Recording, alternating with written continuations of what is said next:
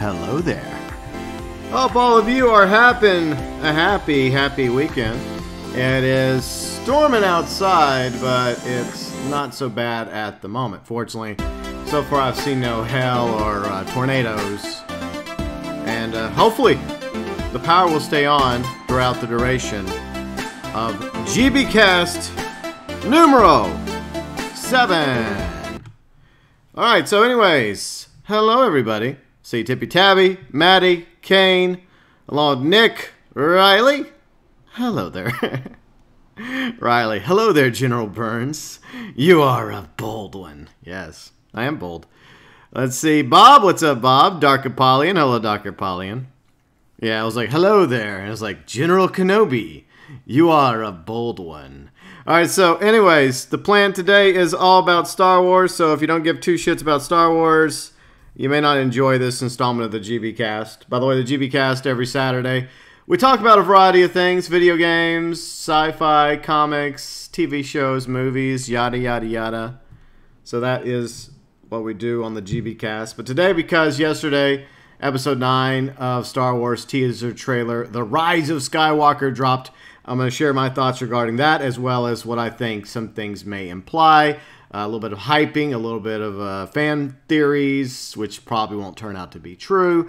We discussed a lot of this in our Discord. By the way, you're welcome to join our Discord. And we have a lot of different rooms. Grand Theft Auto, Red Dead, Film Club, Gaming Hall, etc. But anyways, before we get going, see Maddie Kemp's leaving. Bye, Maddie! But just warning y'all, we are going to talk about Star Wars. So Star Wars is the topic of the day. So coming up in about 30 minutes, I think Star Wars Celebration is going to kick off the Star Wars Jedi Fallen Order. Now, I was trying to get the audio to work to where you guys could actually hear the audio of the stream along with me, but I can't get it to work. I don't know why it's not working, but I do have the YouTube channel for the official Star Wars YouTube channel linked below in the description section. So in a little bit, whenever that begins, if you actually want to hear the audio from their point of view, because I'll be able to plug in ear pods to my monitor in order to hear it. But for most part, it'll just be me talking, me watching the trailer, sans audio. It's weird because I know a few weeks ago when I did the Year 5 video, it was a similar setup I had when I recorded it, and it was over YouTube, and I was actually able to hear the audio of me talking over me. So it's kind of odd. I don't know why it's not working properly. Who the hell knows? But anyways, we'll figure it all out. But I do appreciate all of you being here, all my awesome viewers, subscribers, fans, mod, as well as Super Chat Heroes for April 2019, and members of the GeauxBurns Nation, which include Trippy Mark, Zoa, Aaron Thomas. All of them have been members for 1 year now. Thank you so much. All three of them have got the golden 1-year badge. My very good friend Azralynn, who also streams, you may have heard of her. She is about to approach 1 year as a member. I won, though, because I'm already 1 year member on her channel. So, boom, Az. Winner for me. But anyways, I appreciate Az as always. Other streamers that are friends of mine, they stream on Twitch. You can check them out, HuttchPlays, as well as Oliver King.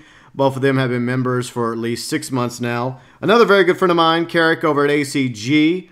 He is one of the best reviewers of games, AAA and Indie. He's been a member for the past 6 months. Fat Chinese Gaming just recently became a 6-month member. So thank you, Fat Chinese Gaming.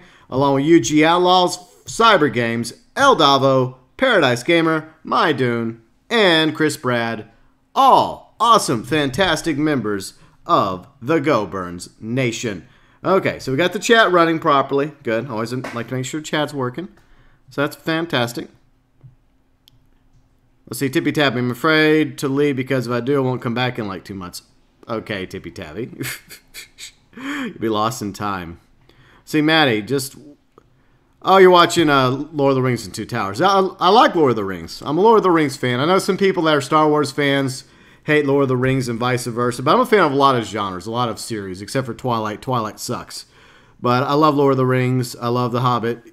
I don't think it needed to be in 3 movies. But I digress. Okay, so let's get to this because we are on the clock.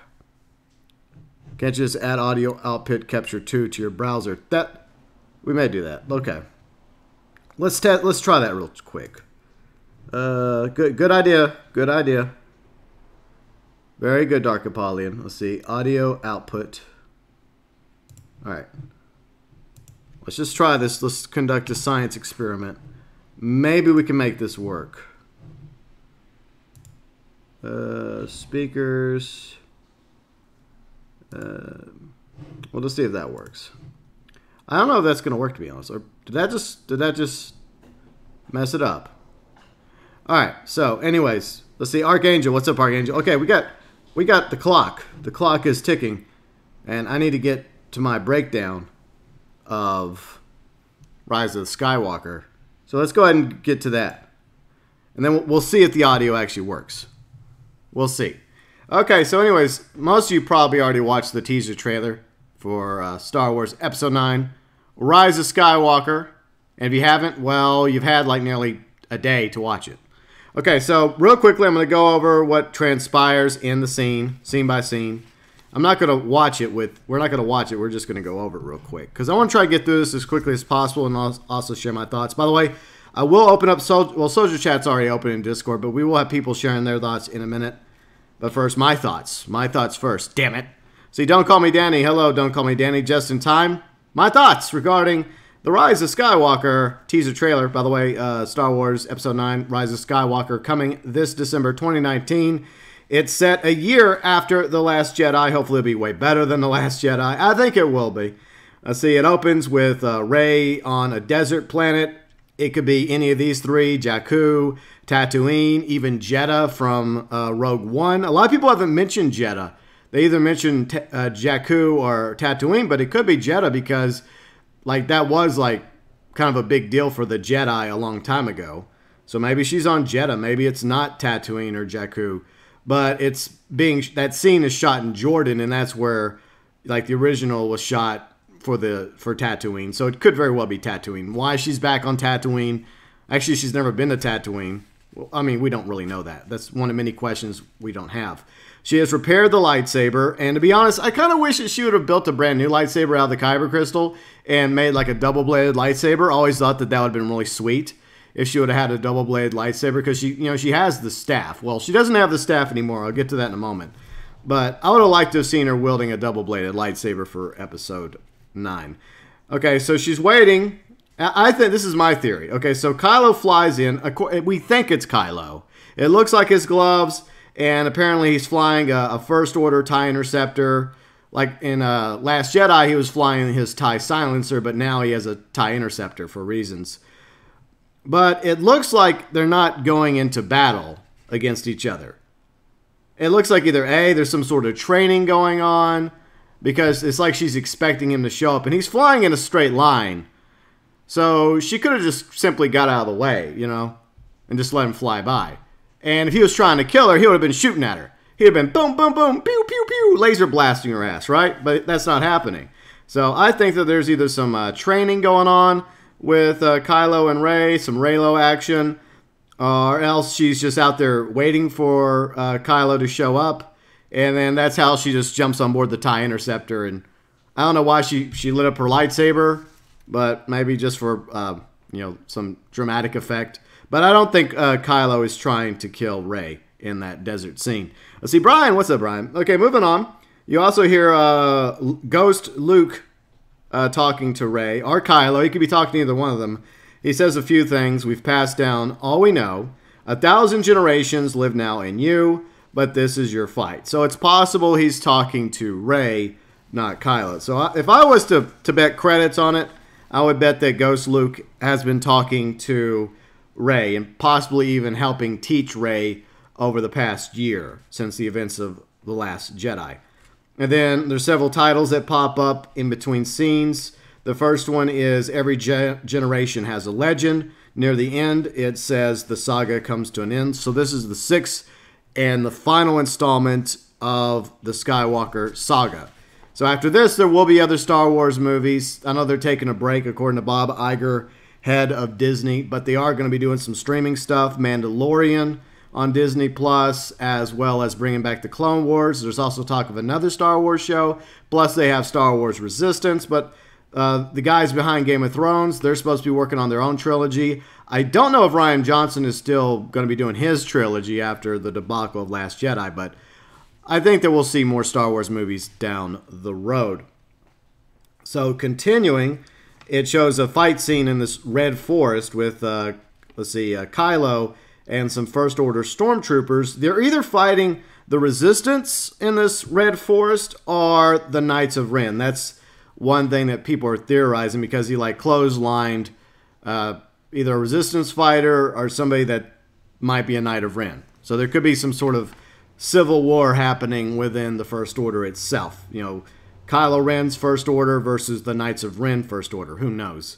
Then there's also a scene of somebody. It's not Kylo because the dude or the dudette has some hairy hands, and they're rebuilding Kylo's helmet. So his helmet's being rebuilt by someone. It could be a prisoner. It could be slave labor that's rebuilding it for him. The next scene is also a desert planet scene. There's actually a couple desert planet scenes, but I'm combining them together. It shows Finn and Poe hanging out, and Finn apparently has Rey's staff, so I guess Rey's like, look, I have a lightsaber. Here, Finn, you can have my staff now. I don't need it anymore. I got a lightsaber, even though I rebuilt it. And they both look dressed really well, so I like the costumes for the characters in Episode 9. And then later on, there's a scene where Finn, Poe, along with C-3PO are on some sort of like a sand barge, or one of the smaller sand barges, being chased by the First Order, and some of the First Order have jetpacks, which looked really cool.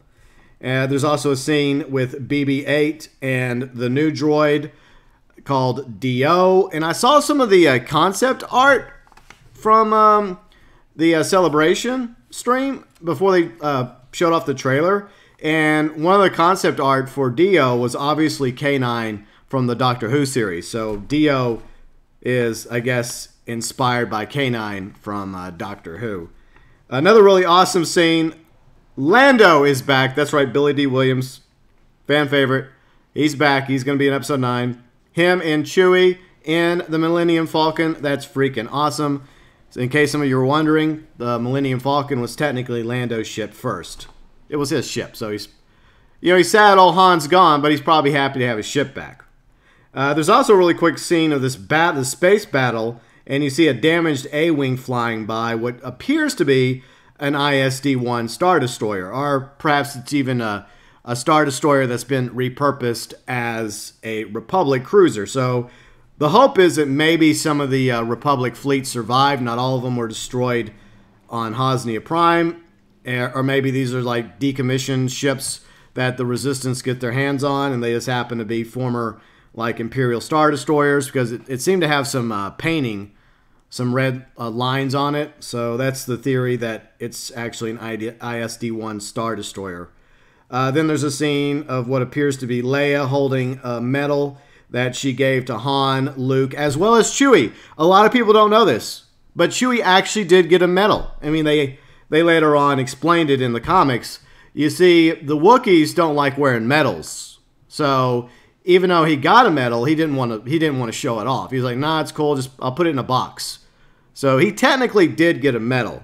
I know a lot of people complain about that, myself included, but I found out later on in the comics that Chewie, in fact, did get one of those sweet medals after A New Hope, after they destroyed the first Death Star at Yavin.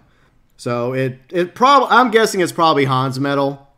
It's probably Han's medal. And then there's another scene of Leia hugging Rey. Now, what's really cool about these scenes, well, it's bittersweet as well, because sadly Carrie Fisher passed away.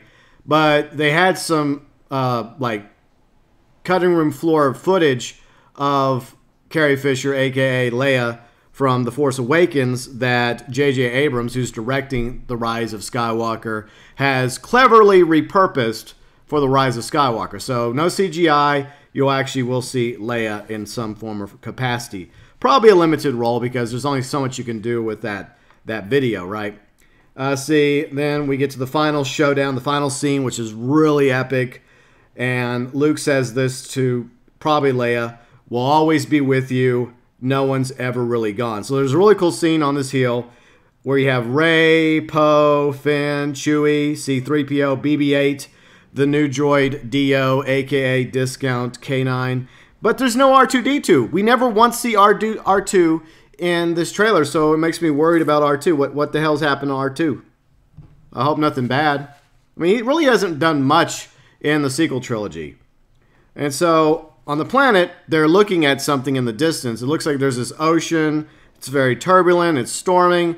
And what appears to be this wreckage, this big chunk of metal.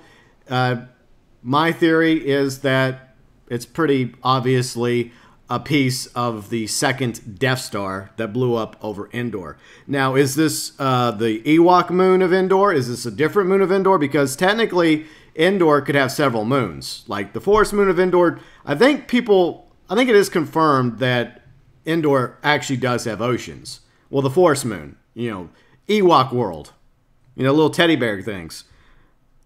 So it could either be the same moon that the Ewoks are on, but this big chunk of the second Death Star just happened to fall there, or it could be a completely different moon that circles Endor. It's not Endor itself because Endor is a gas giant, so it's not Endor because Endor is a gas giant. So it's either Ewok world or Ewok moon or another planet entirely. But what's really cool is after Luke says no one's really gone, the scene fades to black. And then you hear the Senate. You hear old Palpatine laughing. And what's really awesome is I watched the live stream presentation yesterday. And after the trailer was done and people were cheering, the stage lights back up. And standing there on the stage is Ian McDiarmid. That's right, Palpatine himself. And people are just going crazy. He sits there for a minute, just smiling. And, you can tell he's about to do his Palpatine voice. And he's waiting for the crowd to die down a little bit. But once the crowd dies down enough, he's like, play it again. And so they play the trailer again. So, yeah, there we go. That's pretty much everything that happens in the trailer. Now, let's talk about my theories about what's going to happen. First off, let's bring up the chat. Let's read chat really quick. The clock is ticking because Fallen Jedi is going to premiere in a few minutes. Let's see. Archangel Kathleen Kennedy broke my heart. Yeah. Well, it's not just Kathleen Kennedy. It was also Rian Johnson. They're both to blame for the disaster of Last Jedi. Let's see. Kane, I think Luke will train Rey. Well, Force Ghost Luke. Maybe Anakin will try to save Ben from the dark side. Maybe. Well, Luke didn't really train Rey. They were together for a day or two. That doesn't really count. I mean, at least Yoda and Luke were there together for a week or so. But Ghost Luke could have plenty of time to help Rey.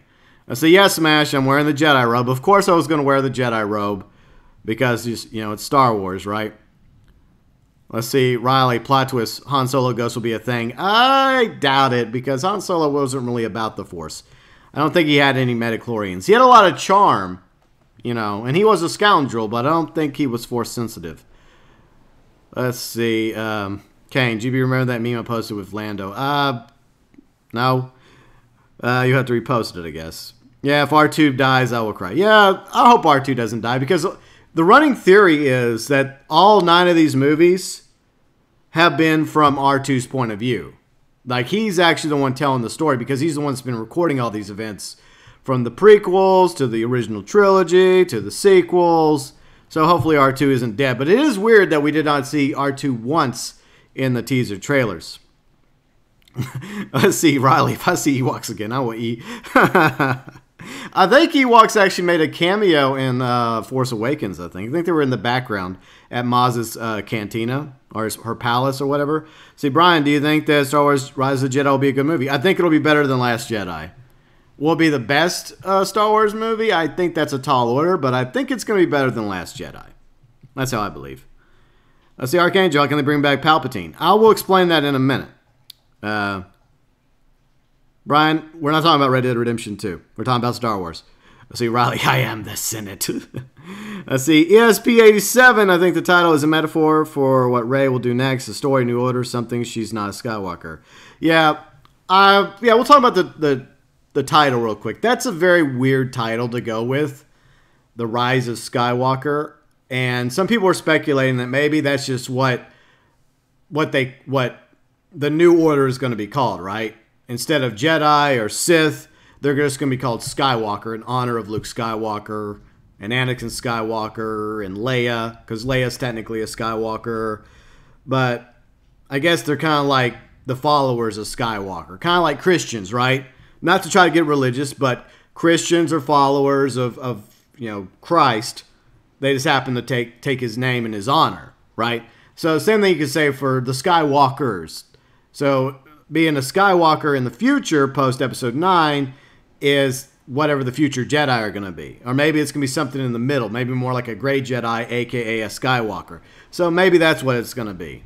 Maybe that's why it's called Rise of Skywalker, because Rey's going to identify... Maybe she's not a Skywalker per se, but she and other Force sensitives that she ends up training post Episode 9, if she indeed survives Episode 9, is able to create a new council, a new academy. Maybe it's going to be called the Skywalker Academy, and they're simply going to be called Skywalkers. Maybe. I don't know. But that's the best theory I got. I'm guessing it all makes sense in December when Episode 9 comes out. So let's talk about Palpatine real quick. How can Palpatine have survived the events of Return of the Jedi? Now, bear in mind, Emperor Palpatine, a.k.a. Darth Sidious, the Senate, was perhaps one of the most powerful Dark Lords of the Sith. Maybe not the most powerful, but he was extremely powerful. And a lot of EU stuff, a lot of Legends content did actually show Palpatine trying to survive post Return of the Jedi. Like his soul survived his death on the second Death Star. And, you know, he was trying to form... He had a clone system set up on this remote planet. And, you know, his clones... The problem with the clones is they kept aging too quickly. But he would keep possessing a new clone. So Sidious became an issue even post Return of the Jedi in the expanded universe. And since J.J. Abrams and, Lucasfilm like to borrow from Legends, a.k.a. the expanded universe, even though it's not canon anymore, they do like to cherry pick. Like they brought Thrawn back. He was expanded universe. He was Legends at one point. Now he's canon again. Well, a new variation of Thrawn. The same thing applies to Palpatine in Episode 9. He was such a powerful Sith Lord that he was trying to find a way to live forever. He wanted to be Emperor for 10,000 years. So, you know, him being thrown down the reactor shaft in the Death Star by old Darth Vader, a.k.a. Anakin, that was just a minor inconvenience for him. So either A, you know, because obviously something happens. Like you see him explode, right? Down at the bottom. And you see this blue cloud just go everywhere. So it's obviously Palpatine's essence. Either A, escaping the Death Star, the second Death Star before it goes boom. B, the other theory is that maybe, just maybe, he survives simply by possessing the Death Star itself and the remains of the Death Star. And that's where his soul resides. So maybe that's why we hear Palpatine laughing after, you know, that scene on whichever planet of Endor it happens to be, or moon of Endor. Could be the Wookiees' planet. Could be a completely different one with Rey and them, you know, like looking at a remnant, a piece of the second Death Star. So that could be it. That he's simply just taking possession of it. And it's so imbued with the dark side of the Force and with Palpatine that maybe whenever you approach it, it's like, oh, you just get these Palpatine vibes and, you know, the Senate and stuff, and you just hear him cackling. Let's read chat real quick. By the way, we got about 10 minutes till the Star Wars Jedi Fallen Order thing begins, I believe. You'll see Cyborg. You'll see, listen to Palpatine survived the arc reactor explosion because very thick plot armor. Let's see, I think Palpatine's body remains on the Death Star 2 fragment. Yeah, see, I think either A, his soul survived, and we'll get to what another possibility could be. Or B, his essence has possessed the remnants of the second Death Star. Let's see, Ave West, what's up? Samari, hello Samari. Let's see, Riley, have you heard of the story of Darth Starkiller the Wise? Now, there was a character called Starkiller, you know, in Force Unleashed, which was played by Sam Witwer, who also voiced Darth Maul in Clone Wars. He also voices the Emperor in several things, including Force Unleashed. So, yeah, there was actually a Starkiller before Starkiller Base. The two are not related, by the way. Let's see, Archangel, I think Palpatine is back because they killed Snoke. Yeah, that's a possibility. I have an idea, a theory about it. I'm going to explain it in just a second. I'm going to try and get through y'all's chats to see Yeah, let's not talk about Kathleen Kennedy anymore. Let's see, we need a Death Star disc. So shortly, we hear Palpatine last, something is being hinted. Yeah.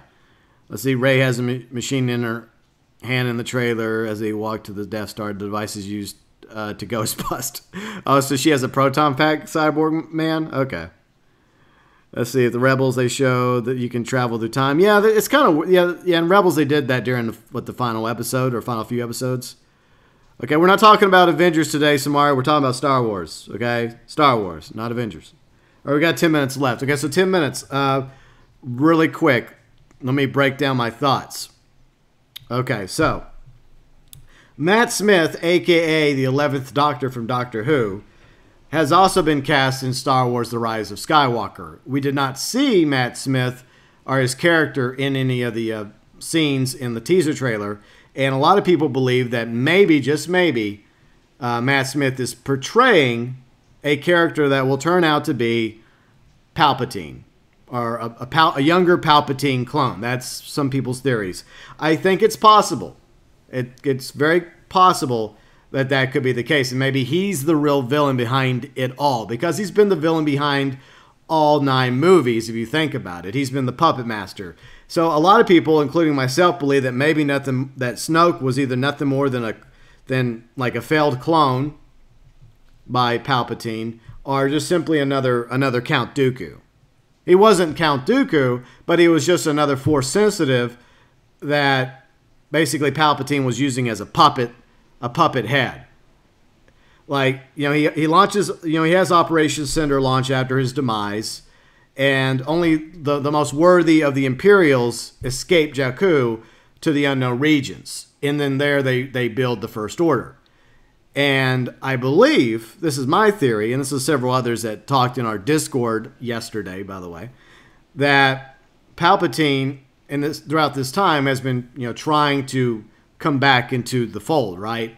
Through like cloning, taking possession of one of his clones.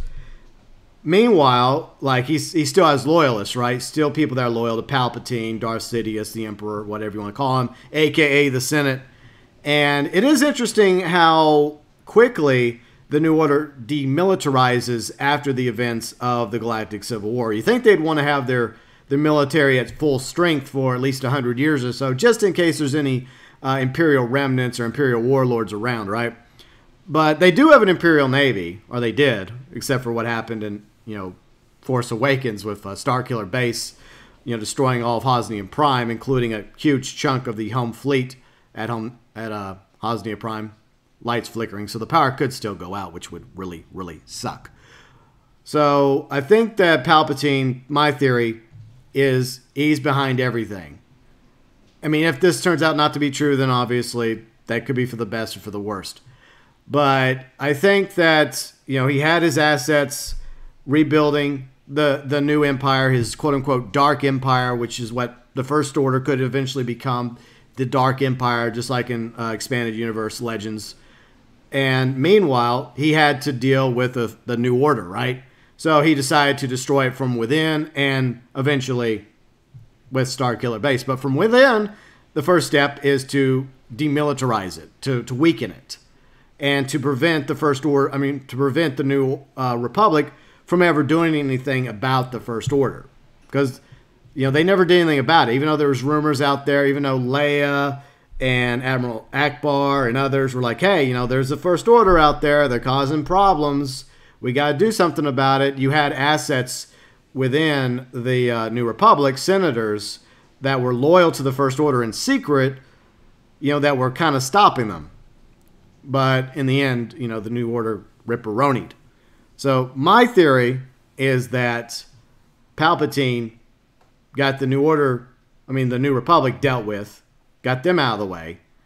And once the galaxy is thrown into chaos, eventually he's going to step back in, just like he does in, the prequels, near the end of the Clone War. And it's like, hey, I'm here to save the day. I'm here to restore order in the galaxy. And that's where, from the ashes of the New Order and the New Republic and the First Order, comes the Dark Empire. So I think that's his game plan. And just like with Anakin before, Ben Solo, a.k.a. Kylo Ren, I think that Palpatine has been the one behind the scenes grooming Ben to become his new Darth Vader. Because, you know, obviously Kylo Ren's obsessed with his grandfather, and he is extremely powerful in the dark side of the Force. And of course, you know, Palpatine always likes having a lackey, a very powerful assistant.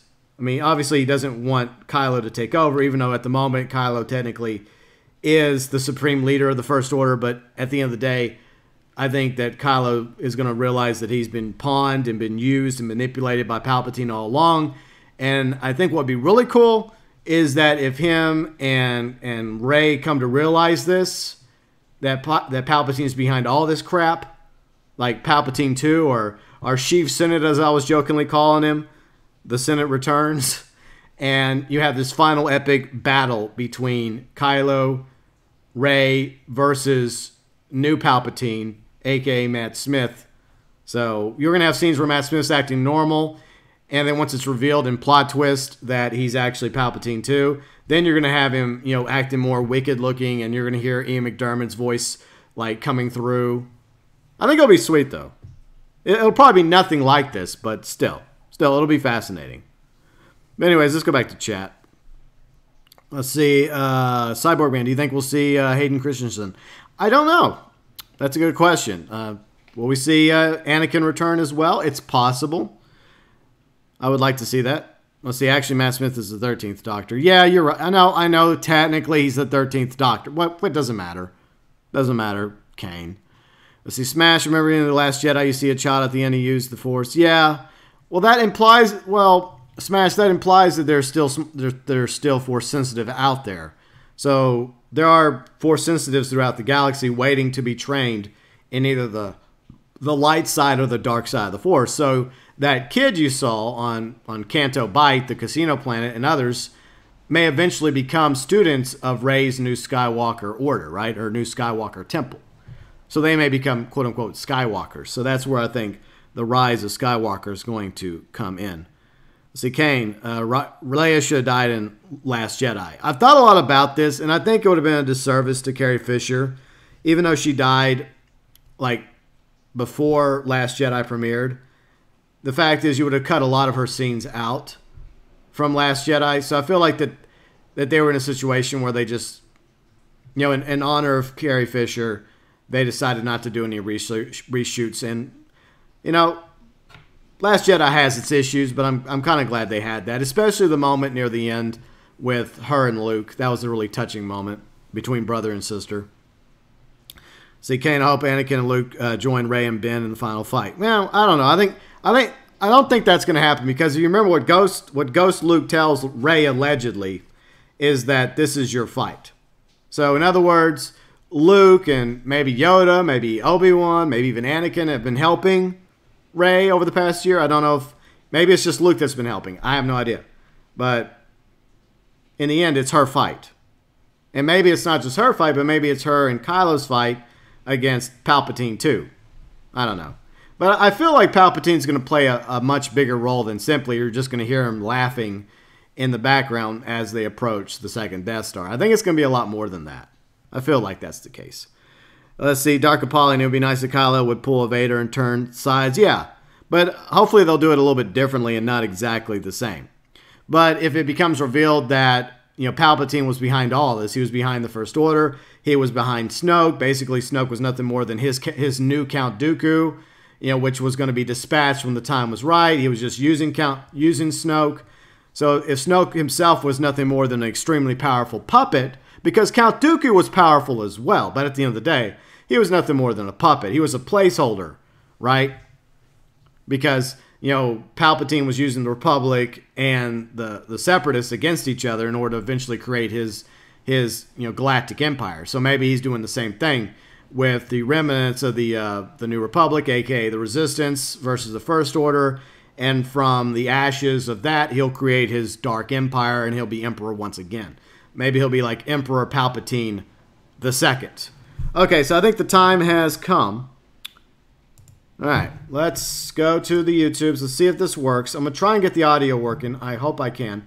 By the way, I do thank all of you that are watching today. Hope you're enjoying the GB cast. If you are, a like would be very much appreciated. Let's pull up Star Wars. And should be starting soon. Okay, here we go.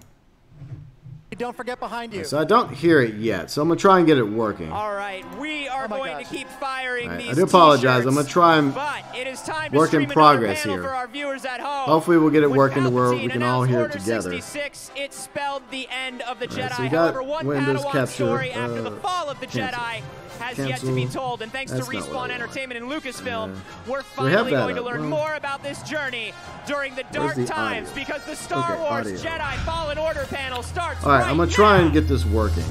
David Collins. I don't know if I can or not. Let's see. I've never been very good at this sort of thing. But anyway, okay, you guys hear it? So do you guys actually hear it? It's so weird because I'm not seeing it appear. Okay, so you guys hear the audio. Alright, tell me if you guys hear it or not. Not anymore, I fucked it up. Shit, I'm sorry guys. Damn it. I fucked it up. I apologize. Okay, so default. Okay. Entertainment here. Okay, so it's appearing now. Okay, but I can't hear it in this. I can just put my AirPods on now. Okay. We also have some Alright, so this is what we're gonna do. We'll get there as well this hour. So, and we're all here. hopefully you guys can hear it. Spill the very first I fixed it. I apologize. A game that My bad. I can safely say that everyone in this room is most excited about this year. All right, I can hear it. Jedi game, a Star Wars Jedi Fallen Order. Oh, I just can't wait to find out more about this game. Are you ready? I'm ready. Are you ready? I'm ready. Are you ready? Let's bring out the team from Are you ready? out here to the stage. All right, so we got it working now. Thanks again, Dark Apollyon, for letting me know. Quick fix. So I'm glad we're able to do this. How are you? I'm excited about this. Good to see you, David. See you guys.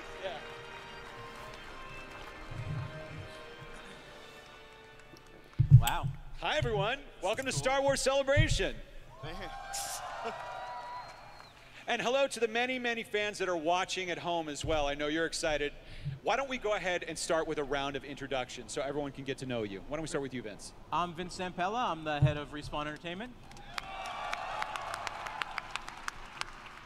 I'm Stig Asmussen. I'm game director on Jedi Fallen Order, and I just want to say I'm so proud to be up here on the stage for my whole team at Respawn. Yay. I'm Aaron Contreras. I'm the narrative lead at the Respawn team on Jedi. Hi, I'm Kasumi Shishido. I'm a producer at Respawn.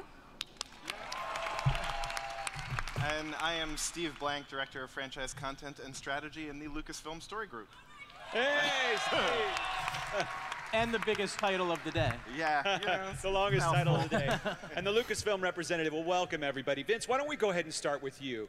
Why don't you tell us a little bit about your history, about Respawn Entertainment, and how it feels to be bringing Star Wars to your already impressive game resume? So a small question we'll start with there. Okay. I've had the honor of like working on creating some of the biggest IPs in gaming, right? Like with Medal of Honor, Call of Duty, Titanfall, Apex Legends. Maybe played. So to be able to add Star Wars, one of the biggest IPs in the world across any medium, is just, you know, a childhood fantasy for me, right? Like I grew up, Star Wars is part of my DNA. It, you know, helped form who I am. So, you know, when Stig and I started working together, it was one of the things we talked about, like, we want to do this game, and to finally realize First it. thing we talked about. Yeah. So Well, it's wonderful. So, and a story game. This is a Jedi fantasy story. Yay. Story game, single player. Being, you know, multiplayer shooter guys, that's not just who we are. This is a story game, no multiplayer, no microtransactions. It's about being a Jedi. Yeah. I like it. I like it already. So that's why, you know, you bring experts like Stig on who, you know, again, Stig I've known for a long time. I tried to get him to work with me. God of War 3, one of my favorite games of all time. He finally said yes, and I was like, yeah, let's go. Let's go. Yeah, and you know, just to go off script here a little bit, you know, one of the reasons I'm hosting this panel is that I actually got to work with Stig at my time during PlayStation. I can tell you, you know, with very direct firsthand experience, what an incredible leader he is. And when we started talking about this panel and I found out, Stig, that you were directing this game and leading such a talented team, I was just very, very, very excited to have you on board. I just can't wait to hear more about this. There's no one better equipped to make a Jedi game than Stig. All right. Oh, you want me to stop? All right. So humble. Yeah, coming to Respawn was it's been such a wild ride. I came out here in what, 2014? Even before that, we were talking about Star Wars. And I got this, opportunity to build a team with several members that were already at Respawn on the Titanfall team to build up a team from scratch. And that's something you don't really get to do very much in this industry, especially on AAA.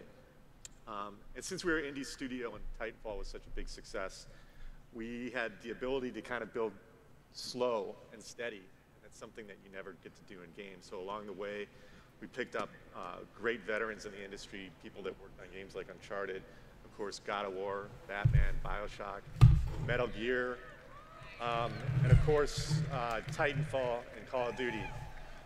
To say we're a mashup crew is an understatement, but everybody has a really high pedigree. And when I come into work every day and I feel the vibe and I feel the energy in the studio and I actually get my hands on the controller and I see that we're making something that's really, really fun, it makes me feel great. It makes me know that we're on the right track, and I can tell you I'm super confident that we're onto something. That's great. And you mentioned, of course, that it is a story-driven game. I want to take it over to Steve from Story Group at Lucasfilm.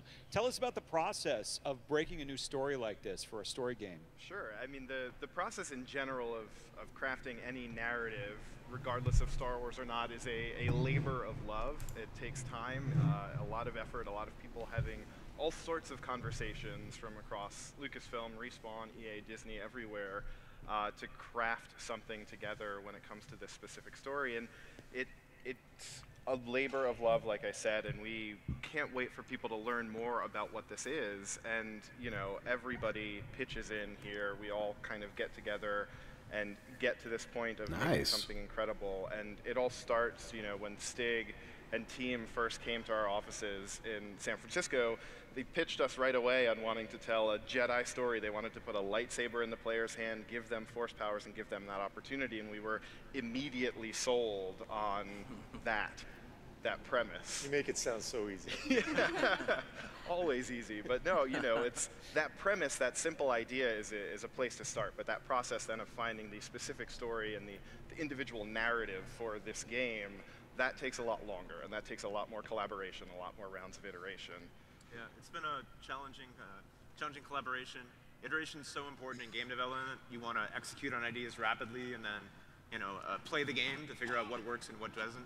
And the process of working on a licensed IP with an external partner like Lucasfilm can often push a team towards getting stuck in documentation or, create a culture of design by committee. Yeah, we had to use different approach when creating existing things in the Star Wars universe and new contents. We are introducing a lot of new planets and new characters. So nailing down existing locations, for example, was something really important for both teams. So we did that by going back and forth on style guides or concept art, and even today we do level playthroughs together over and over just to nail this. Yeah, absolutely. And it's, as we've kind of all been alluding to, getting everybody aligned and getting everyone sort of centered and focused on executing a specific story, it's a lot of hard work, but everybody is driving towards the same goal, which is making a badass, kick-ass Jedi Star Wars game for people to love. It sounds really good when you say it out loud. That's the hope. Yeah, we've come a long way. Well, well, let's get into it. I mean, it's killing the anticipation. Yeah, let's do it. Come on. Here's what we know about the game so far. We know that Star Wars Jedi Fallen Order takes place after Order 66, right? Star Wars Episode 3, Revenge of the Sith. And you're a Padawan who survives those events. And that's really all that we know. What else can you tell us about the story or the gameplay, anything today? Well, high level, it's an action melee game. So you play as a Jedi on the run, in training, with a lightsaber and Force powers. Now, we know the Star Wars audience is huge. We want to be able to please all Star Wars gamers, so we made sure that the combat is something that's easy to pick up, but also, if you put the time in, you can master it. It has a lot of depth. So for us, it's important that we strike that right balance. This is Star Wars, but what I will say is combat is key for us.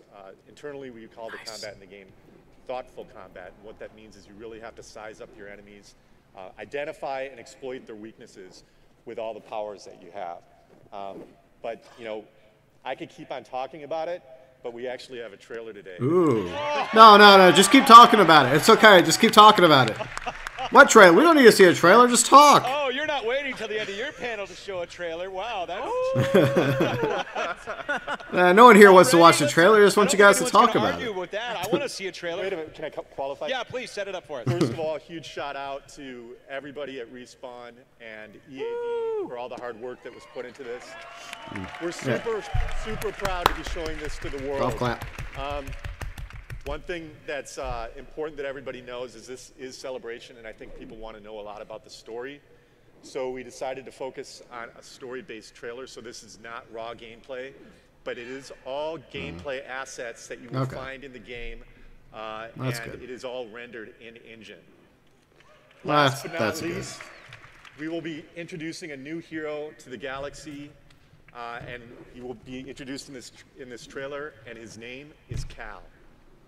You want to see it? Yeah! Here is the world premiere of Star Wars Jedi Fallen Order. Let's take a look. It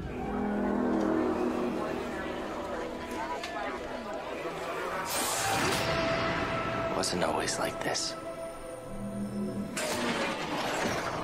But now, there are 3 rules to survive. Don't stand out.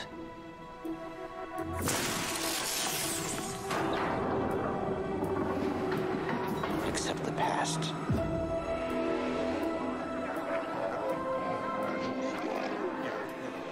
Trust no one. Bring it in! The galaxy's changed. Look out!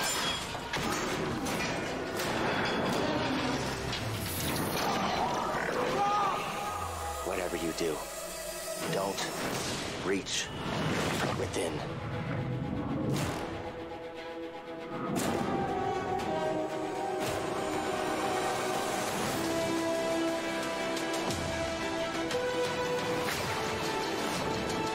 Don't stand out.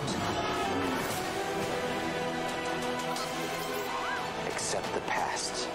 Execute Order 66.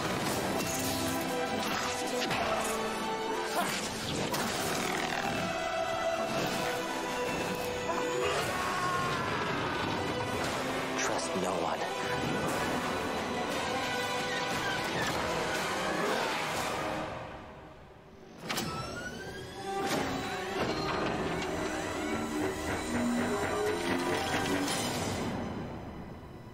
Trust only in the Force.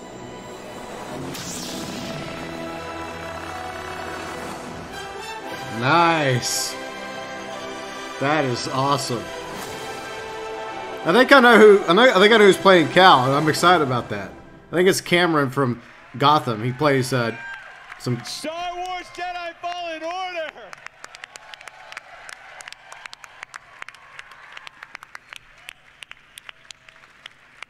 I have so many questions.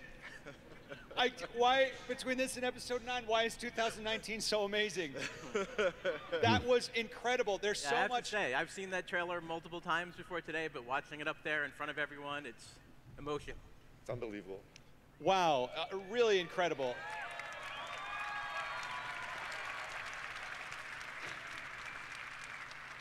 So let's just dive right in. Help us out with the story here. Tell us about the story, Aaron. Why don't we start with you? Yeah, I am so ready to talk about the story. So as many of you here today probably know, for 1,000 generations, the Jedi were guardians of peace and justice in the Old Republic, before the Dark Times, before the Empire. Okay, Our Obi-Wan. story set during those dark times. The Empire is at the height of its power. The Jedi are reviled as traitors. Inquisitors roam the galaxy, hunting for any surviving Jedi or any other Force sensitives. You're going to play as Cal Kestis, as Stig said, a young Force user who's hiding in plain sight as the game opens. Cal becomes a target of the Imperial Inquisition and must master the ways of the Force if he wants to survive.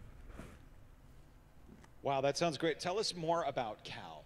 Now, what's it been like to develop this brand new character, this hero Jedi? So credit for creating Cal has to go to Stig and one of our writing team, Matt Miknovitz. Matt Miknovitz. Oh, he's Matt Miknovitz, a writer from the Clone Wars and Star Wars Rebels. Yes. Nice. Fantastic. Yes. The Emmy Award-winning Clone Wars series, which he never lets me forget that they got an Emmy. Right. So Matt's a part of a writing team, which is like a really smart, talented group of people who make my life very interesting all the time. Anyway, so as you saw in the trailer, Cal's living in hiding. It's on a planet called Bracca, which is in the Mid-Rim. He's part of the Scrapper Guild, and he works tearing apart derelict starships, mostly decommissioned capital ships from the Clone Wars. It's really hard, dangerous work. The dark times have shaped Cal. He keeps his head down, holding himself back from getting involved in the world around him. He can't trust anyone with the secrets he carries for fear that it will endanger them. But eventually, Cal does get involved, and it puts the Inquisition on his trail. He'll have to face the trauma of his past and learn to trust in new allies and the Force. If the Order is to ever rise again, Cal must persist through failure and adapt to a new understanding of what it means to be a Jedi, a guardian of peace and justice, after the bad guys have won and all hope has been lost. I want to play this game right now. That was amazing. And I have to say, you know, looking at that trailer and looking at that face, I ran into someone backstage who looks and sounds a lot like Cal and might know a thing or two about this character as well, because I'm pretty sure it's the actor that plays Cal. You want to meet him? All right. Well, you may know him from Gotham. You may know him from Shameless. Hell yeah. But soon you'll know him as Jedi Cal Kestis. Please welcome Cameron Monaghan to the stage. Cameron. Well, Brian, you and I were right. It is Cameron. Hell fucking yeah. That's awesome. What's up? Hey, what's going on, Steve? Hi, Chicago. This is amazing. This is straight up one of my favorite cities in the world. This place has a lot of personal significance for me, so I can't believe I get to show the trailer here of all places. This is amazing. Give it up for Chicago. Yeah. Just the city itself. Thank you. Give it up for yourself. Chicago, Star Wars, and Respawn. I think we're all on cloud 9 here. This is great. Yeah. How does it feel to be the next Jedi? Oh, it's no big deal. It's only every kid's freaking dream ever to be a Jedi.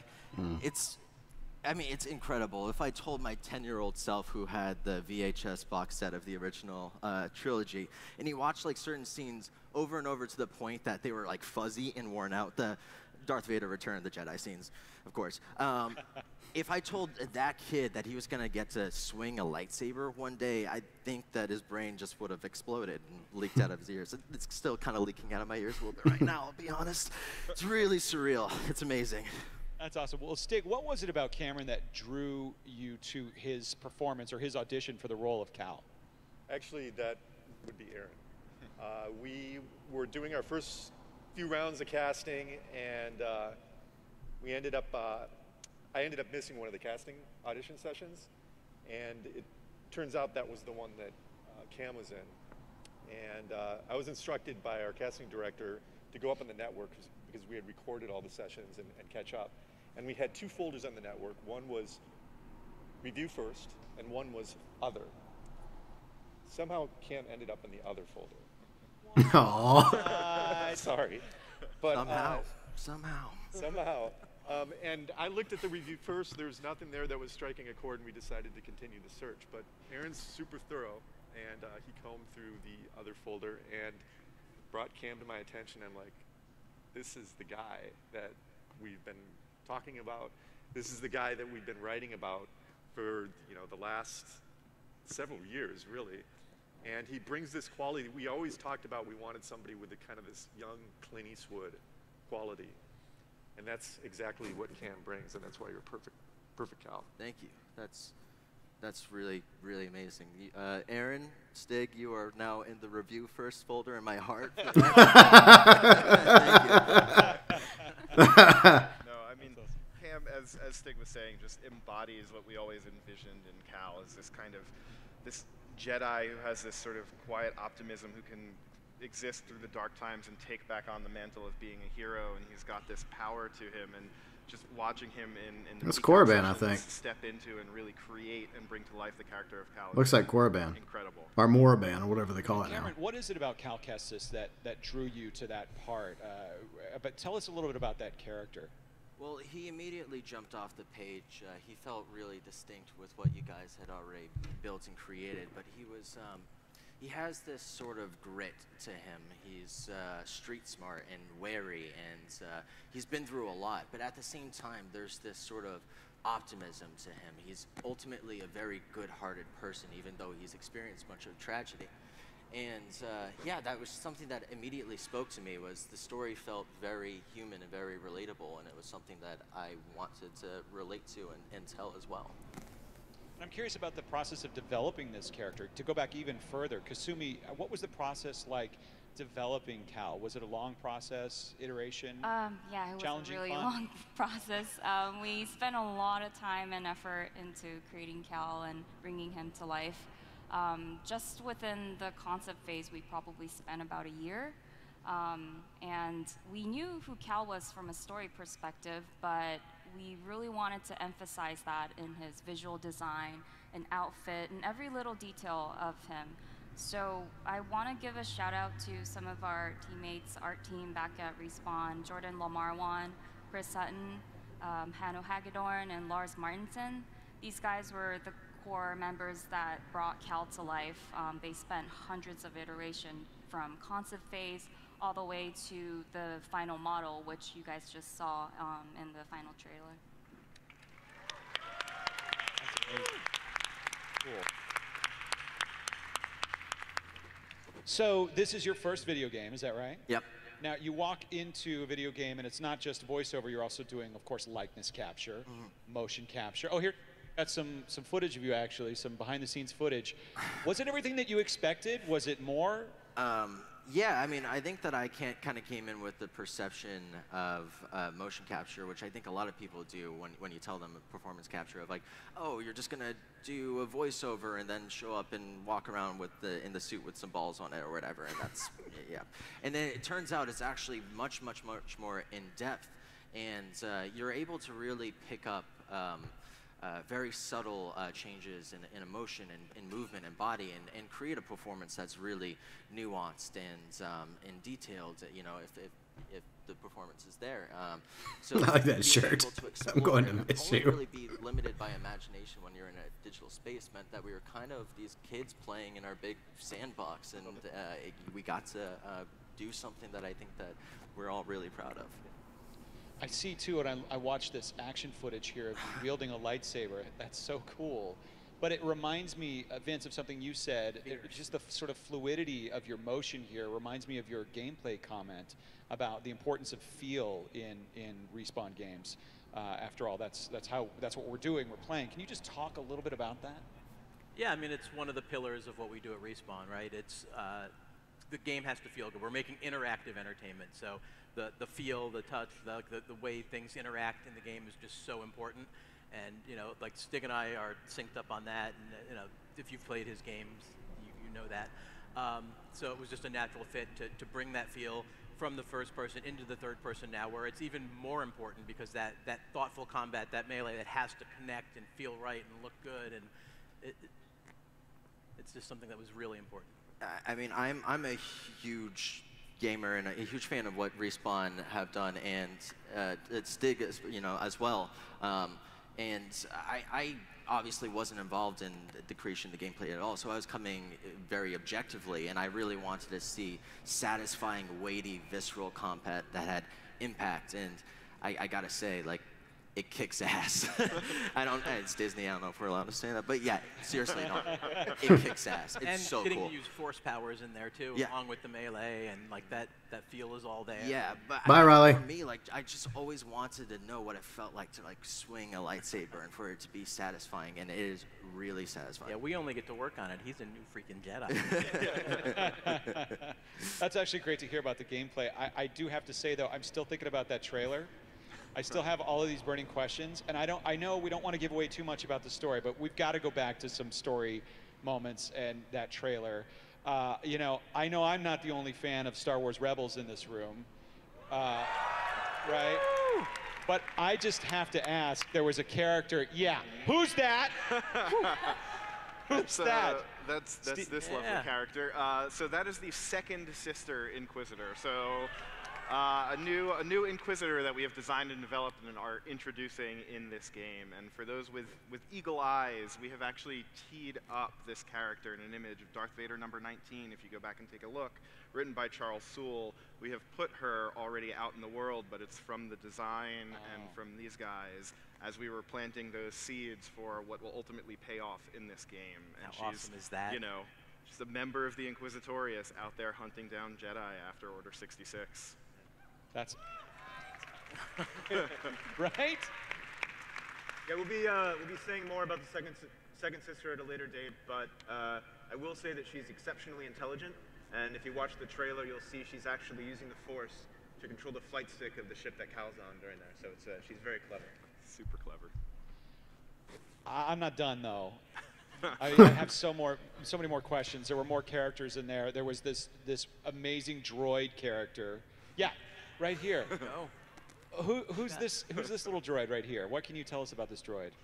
That little guy is BD1, and internally at Respawn that stands for Buddy Droid 1. Buddy Droid. And that's exactly what he is to Cal. They're best friends. I would not consider BD a sidekick at all. They're equals, and they go on this journey together, and they really learn how to lean on one another. And like we've been saying, this is dark times, so you need somebody to provide a little bit of light, and that's exactly what BD does. He actually, one of his functions is a spotlight, and that's just one of many useful tools that BD has that you'll be able to find and upgrade over the course of the game. Now, the other really cool thing about him is his voice is totally legit. We seeked out the talents of Ben Burt, who's... Oh! I know. Ben Burt, the original creator of the entire Star Wars soundscape, Yeah. R2-D2, Chewbacca, TIE Fighters, lightsabers, Darth Vader. That Ben Burt? Yeah, I think there was a couple people on the team who were kind of around the same time arrived on this great idea, and Nice. Ben was totally up for the challenge. And you know, the vocalization of BD is, you know, it's whimsical, yet it's also endearing, and it totally screams Star Wars. It maybe literally screams Star Wars at times, too. We'll have to find out. That's great. Well, what can you tell us about the inspiration behind this droid, BD1? There wasn't a single inspiration. BD1 is like the darling of the development team, so everybody brought their own like background and diverse perspective to the character, and I think BD1's so good because of that. But in terms of execution, I want to give a shout out to Adnan Chachawala and Laura Teef in design and animation, who have really done an amazing job at bringing BD1 to life, which you'll see in the game. Cool. There always has to be a droid, right? Yeah, when we were creating BD1, we looked at droids like BB-8, R2-D2, even Chopper. We really put a lot of research into these droids to understand what makes these droids so iconic and lovable to the franchise. So we worked really closely with Doug Chang and Hez Chorba from Lucasfilm to create the visual design of this droid. And it was a really fun process. We started off with something that looks familiar to us, like everyday appliances, like a vacuum cleaner or a Roomba, or you know, we had even a version that looked like a tiny ATSD with a camcorder head. So we explored a lot of options, but this is where we ultimately landed, and we're really happy with the results. There was another inspiration, though, too, wasn't there? Yes, my dog, Mary the Boston Terrier. The biography for BD1 was at the forefront of my mind, and just so you guys know, she's a very good dog. And BD is a very good droid. You know, he's like Cal's closest companion throughout the story. It's a little bit of like a boy and his dog situation, and they become very close, and BD provides a lot of the light of the story, and not to undersell his usefulness at all, but some of my favorite scenes are the interactions just between BD and Cal. Yeah. And the smoothness with which they interact is just great within the game. Like the team has really nailed it. And Cameron, in that behind-the-scenes footage, I saw you with a lot of other talented actors as well. Can you tell us about some more of the cast that we saw in the trailer? You had a friend there that was helping you as well. Yeah, we have, that's Seer, played by Deborah Wilson, who is a former Jedi Knight and kind of takes on the role of mentor to Cal in many ways. But it's not the traditional Padawan master sort of relationship. Instead, there's this group that kind of band together to form a sort of kind of a strange family. This weird little team that band together to explore the galaxy, and I think that's ultimately the real heart and core of the stories. A lot of them. So you've met a couple of the characters in the trailer briefly, but there's a bunch more that you haven't seen yet, who I think are also really incredible. Which reminds me, I still have questions. I want to go back to the dark side because there were these incredible. I guess they're melee troopers here. Tell us about these troopers. They looked so good in that trailer. Yeah, sure. So these are new troopers we are introducing called Purge Troopers. Purge Troopers, and I like creating new that. troopers in Star Wars is always a fun experiment, and finding the utility that you're looking for in the troopers. We've seen multiple variations over years of films and TV shows. We have Shore Troopers and Death Troopers and Snow Troopers and Flame Troopers and onwards, and we wanted to, you know, develop something for this game. Yeah, there's always a lot of rumors floating around in the galaxy of Jedi fightings, especially this time. And it's actually the Inquisitor's job to hunt them down, but like Steve was mentioning, there's so few of them, so they actually send these Purge Troopers to investigate. And when they do encounter a Jedi, they call the Inquisitors back in. But these troopers are also specially trained to fight Jedis, so when they do encounter one, they're really eager to fight them. Yeah. So even Jedis have leaks. No, but I mean these troopers in particular actually have a great story of collaboration behind them, because as we were developing the story for this game and we came up with this need of, you know, the support for the Inquisitors, we were also simultaneously with Charles Soule at Marvel developing his Darth Vader series, which would focus around the Inquisitors, and he came up with a very similar need. So we sort of approached those problems together. We sat down with the Respawn team, we talked to Marvel, and, you know, Respawn took the lead on designing these troopers, and then we shared that design once we finalized it. They actually brought it up earlier in the pipeline to complete it against Marvel's timelines. We shared it with Marvel, and so you've actually already seen these troopers in the background on a cover issue in the Marvel comic series. So we've seen them on the page. We're going to see them in HD in this game, but also I think it'd be kind of cool to see them in person, maybe. Well, Would sure. people want to see them, like, see Purge Troopers? Now? I think now. You want to meet some Purge Troopers? You want to meet some Purge Troopers? That's kind of cool. Run, bring them out. Yeah. Run I don't them know out. if Careful, Cam Cameron. does. No.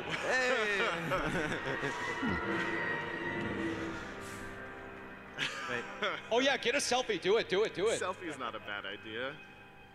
Careful. Careful. All right.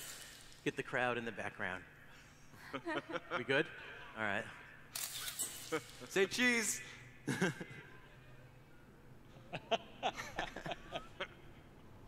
That is a very patient Purge Trooper. That is a very patient Purge Trooper. They're trained for such things. They don't know you're a Jedi. Yeah, quiet. That's great. I mean, first of all, I always loved it that, you know, I loved the idea of the Jedi Purge in general in Star Wars. And then I loved what Rebels added to that with the Inquisitors. And it makes so much sense, you know, that what you said about, oh, there'd be all these rumors about Jedi all over the galaxy, so the Purge Troopers come in.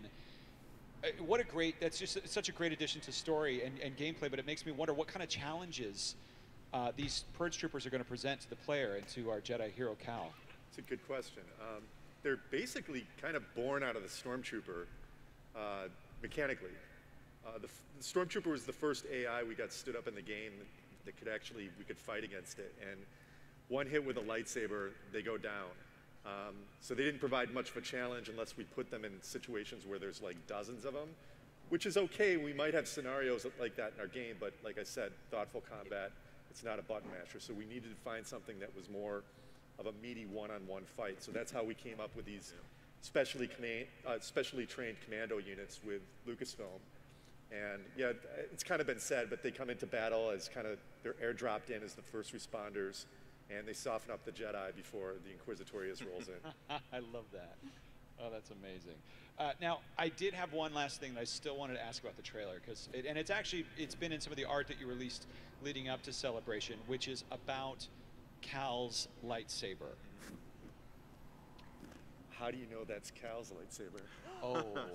Oh, well then, okay, all right. Well then, what can you tell us about? Yeah, you're right. It does look very storied.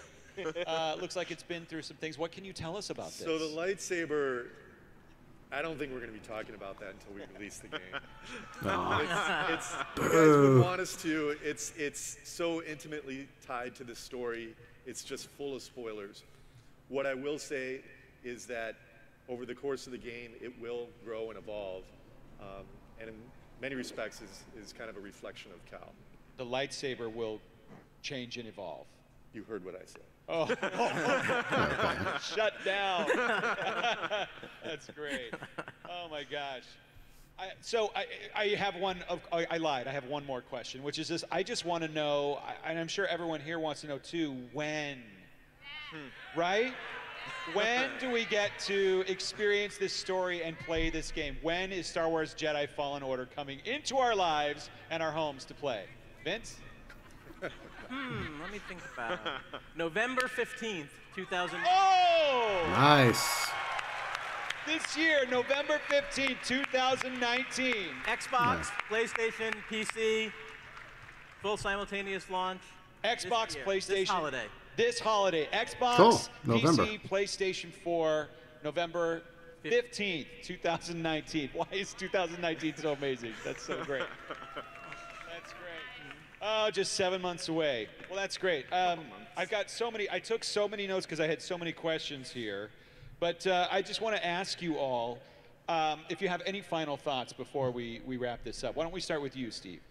Sure. I mean, just being able to sit on this panel today, it's an incredible privilege to be able to share this information, this content we've been working on for a long time together with everyone here. I will not lie, I started getting choked up seeing everybody's reaction to the trailer. It's pretty incredible. And it's, like we were saying earlier, it is an absolute labor of love. Our teams, have come together and created something and spent a lot of time figuring out what this was going to be. And as, they've shouted out the Respawn team, us too at Lucasfilm, a huge shout out to our games production team with Orion and Matt and Marco, Hez as well, who Kasumi mentioned earlier, and on our, my fellow story group members with James and Kelsey, Emily, Matt, Leland. It's just a whole ton of people who put their time and effort into this, and we cannot wait for people to continue to learn more and get their hands on it on November 15th. Very cool. Thank you. Nice. I know what I'm playing in November. Any thoughts? Yeah, what Steve said, but what we talked about and looked at today is really only the fraction of our game. There's so much more. And myself, everybody on this panel, and everybody back at Respawn in Los Angeles, we're putting our heart and soul into this game. So we really can't wait to show you more. Very cool. Yeah, we're working very hard trying to hit that date for everybody, but it's days like this when we get to realize we're making a Star Wars, and it's like a really good feeling, and a lifelong dream for me and a whole lot of people on the team. It's just been a total privilege working at Respawn in a culture of trust and ownership, and that starts with leaders like Vince and Stig. So that's been a fantastic experience for me. But also, games are made by teams, and everything you saw here today was made by the team back at Respawn. They're fantastic people, and we're trying to make something really special for all of you. Yeah. That's great. Stig, any? Yeah, again, shout out to the team. Coming up last on this, but everybody's poured their heart and soul into it. And here we are, guys. I feel like I can hear Joe screaming from Los Angeles. I'm running Ragnarok right now, so. He's still screaming. But my message directly to the team is here we are. This is real. And it doesn't get any bigger than this. And this is a very special opportunity that we have. And I'm confident that we're all going to do it together and have a great game on November 15th. I love it. One of the things that sorry to just go off script here is, again, hearing the shout outs to the team, it's just such a sign of such an awesome team, and just kind of reiterates my feelings about you as a leader, Stig. Thank you for setting that culture. It's just amazing. Hi to everyone that's working on this game, watching at home. Thanks for your great work.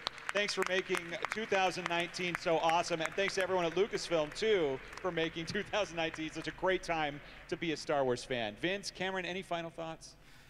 I think that we're all, this team, everyone involved, is a huge fan of Star Wars, and we wanted to make sure that we, honored and respected the story. You're just kind of scratching the surface with what you're seeing here, but ultimately, for me, Star Wars is about finding hope and connection and light within the darkness. And it is a somewhat dark story, and it takes place in a dark time. But that being said, there's a lot of joy and adventure, and it's really beautiful what these guys have done and created. I think that they're being a little bit humble, but they should be very proud of the work that they've done. And yeah, we're huge fans of Star Wars, so we're honored to be able to bring this to you guys. Thanks, Jeff. Yeah, as you've heard, it takes a village to raise a Jedi. So, I mean, this is a team sport. There's so much work that's gone into it, so much passion out of people. I know, like you said, everyone on the team is such a huge fan of Star Wars, such a part of who we are. I'm honored to be able to represent, a part of that team today. And yeah, there's a lot more to the game that's so good. That's a good idea. Well, we might, but there's something first that that we want to do. We might show the trailer again, but who likes giveaways? Ooh, giveaways, free stuff, yay! Well, unbeknownst to you, before you all entered this arena, we randomly selected 2 seats before everyone came in. Was it my seat? And 2 of you unknowingly sat in those seats. Huh. And what you are going to get is a really, really cool prize from our partners at Xbox. They're here giving away 2 of these awesome prize packs. Ooh, nice. An Xbox One X, of course, amazing. Not to mention a 1-month membership to Xbox Live Gold, this cool Jedi Fallen Order backpack, water bottle. What a cool package. So right now, Stephen and Michelle from Microsoft, where are they? They're out there. The cameras are following them. They're going to go to one of those 2 lucky seats right now, and pretty soon someone's going to find out that they're going home with an Xbox One X. Aw, right it's not there. me. Congratulations. I never win anything. Dag nabbit. Trust me, That's actually nobody pretty wants to cool. go anywhere just yet. But I already have the That's great. Xbox And we One got X, some one good more. things. Is that right? One more? Where is it? Where? Me. Huh? Me. My seat. Oh, right there. Oh, there he is. It's already happened. There's the other winner right there. Xbox One X. Congratulations. Fantastic. Now, each of you were handed a ticket as you were watching the panel, yes? No? No, I didn't get a ticket. Where's my ticket? No? How are we doing this? Well, let me tell you right now, though, before we get to distribution, and it's not going to be handed out right here in the arena, each of you is going home with something really, really cool. Now, we saw some characters in the trailer, but you're also going to be able to get this really cool collector pin set here. But that's... I am? Nice.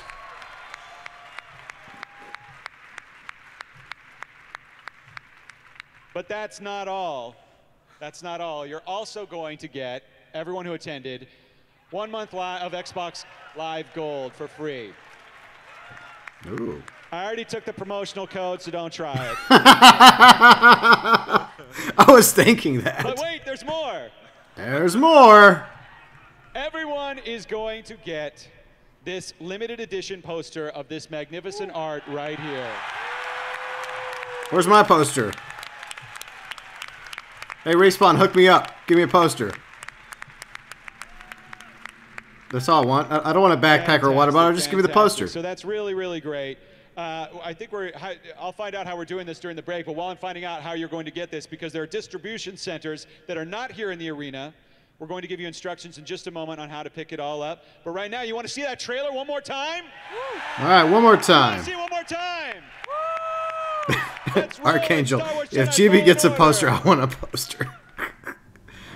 Okay, give me free stuff. All right, we'll talk about this in a minute. By the way, Cameron is a fantastic actor.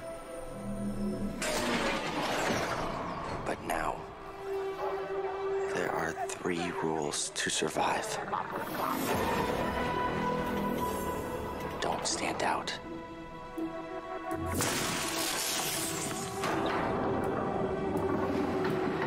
Accept the past.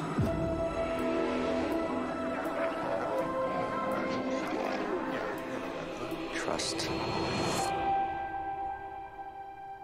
no one.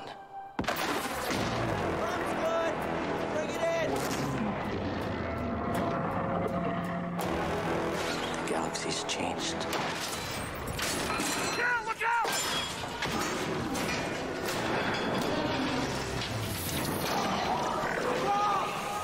Whatever you do, don't reach within.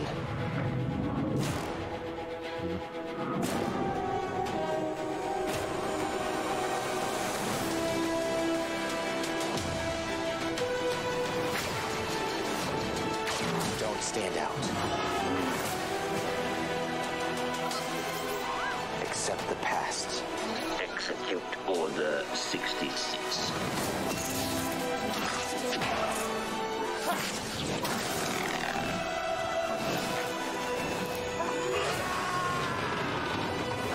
Trust no one.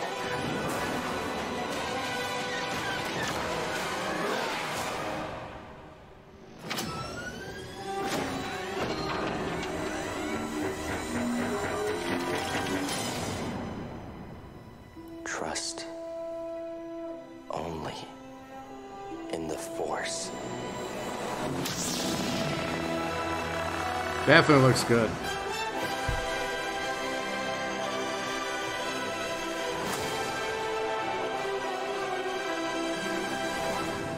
Yeah, that looks good.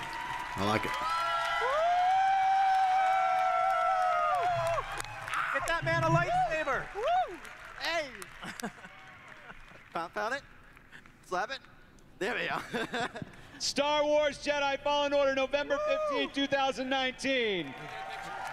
Thank you so much, everyone. Thank you to the team at Respawn Entertainment and Lucasfilm. And I just found out that before you leave the arena today, you'll be given a ticket that will have information about how you can redeem these great prizes that everyone's going to get here. Thank you so much for attending. May the Force be with you and have a great Star Wars celebration. Thanks, guys. Thank you. Okay, awesome.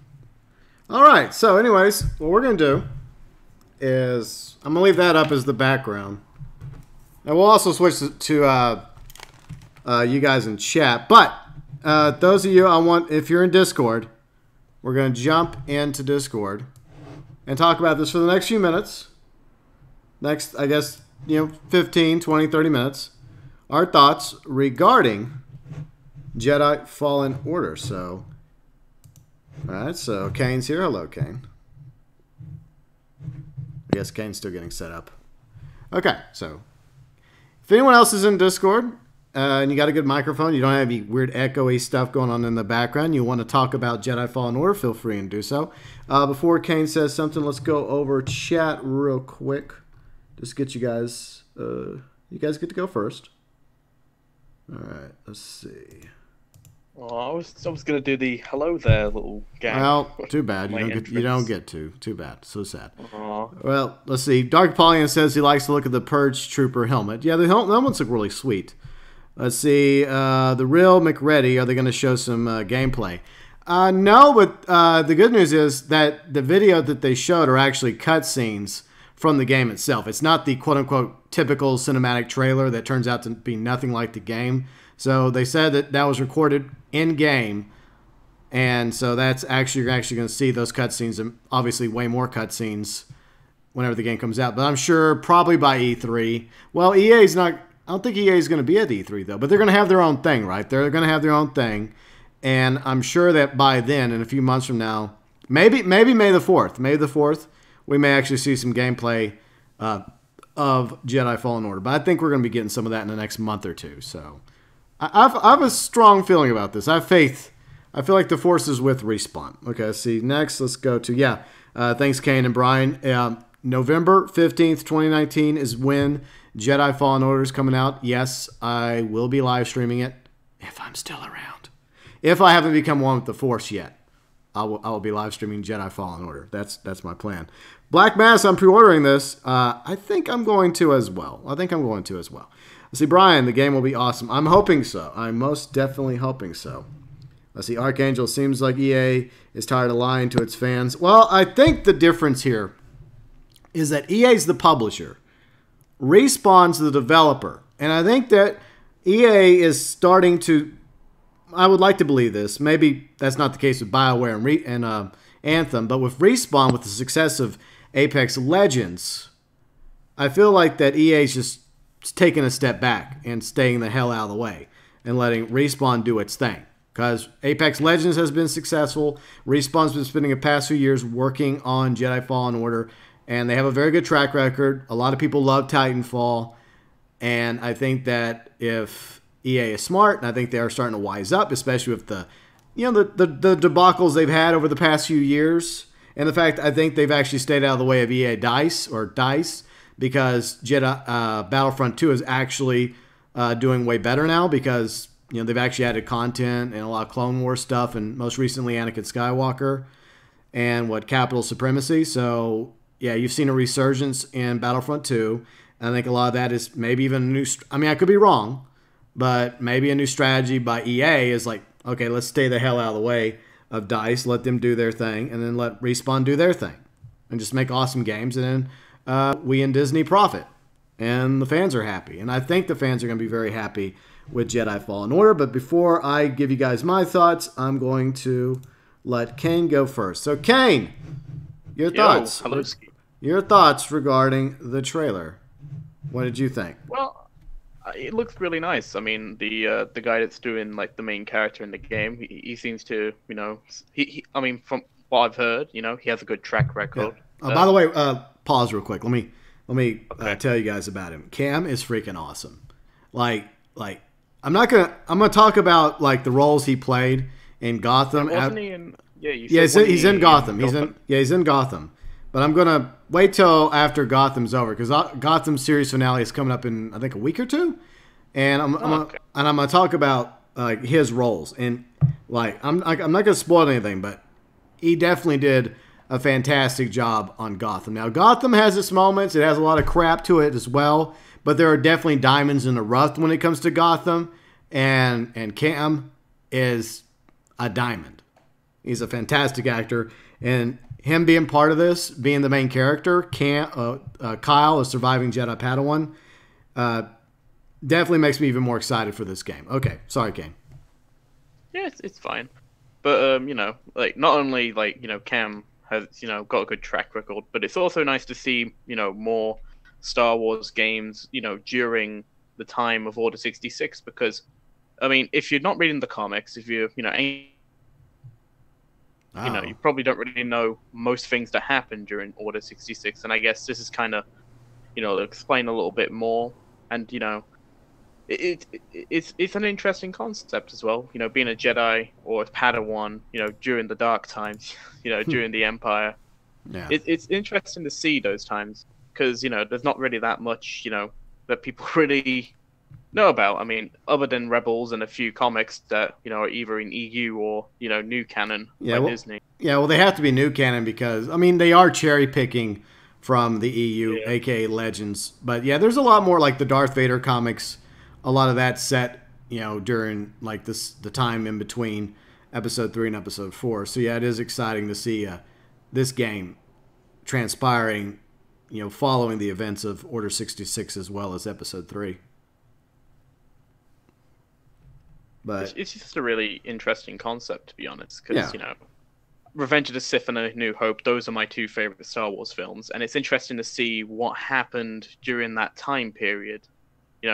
When after Revenge of the Sith is over, and Anakin's pretty much been burnt alive and turned into Darth Vader, and it's interesting to know what happened to the people living in the Empire.